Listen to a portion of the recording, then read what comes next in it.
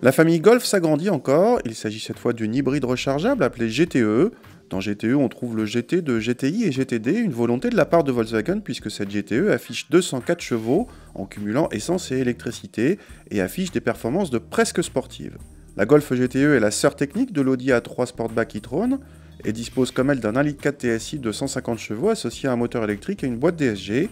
La Golf GTE se reconnaît de l'extérieur à ses badges, ses étriers et liserés bleus ainsi qu'à ses feux entièrement à LED et feux diurnes en C. A l'intérieur, on retrouve l'esprit des GTI et GTD avec des sièges au motif identique si ce n'est la couleur du liseré, là encore bleu, au lieu de rouge sur la GTI et gris sur la GTD. Le combiné d'instruments reçoit une jauge de puissance à gauche et la console centrale comporte des boutons spécifiques, un pour rouler à l'électrique seul, d'autres pour obtenir des performances maximales. À l'arrière, les passagers sont assis comme dans une Golf normale.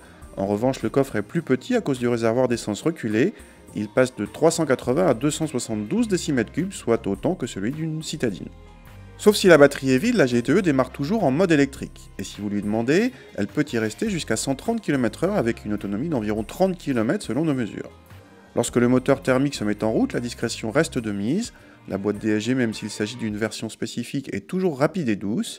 En sensation, cette Golf ne change pas beaucoup de ses sœurs thermiques, si ce n'est par son poids élevé, plus élevé même que celui de la Golf entièrement électrique. Du coup, on sent plus d'inertie dans les virages, mais rien de bien méchant. Côté consommation, cette Golf GTE affiche exactement les mêmes chiffres officiellement que la 3 e-tron, c'est-à-dire 1,5 litre de moyenne en cycle mixte et 35 grammes par kilomètre de CO2, ou 39 grammes avec nos roues de 18 pouces optionnelles. Ce qui donne droit en 2015 à 4 000 € de bonus écologique, à déduire des 38 500 € de prix de départ. Du coup, cette Golf GTE est moins chère que les GTD ou GTI 5 portes et se révèle très intéressante en coût à l'utilisation pour qui peut la recharger facilement, car comme toutes les hybrides rechargeables, cette Golf GTE ne prend tout son intérêt que si vous la rechargez très souvent.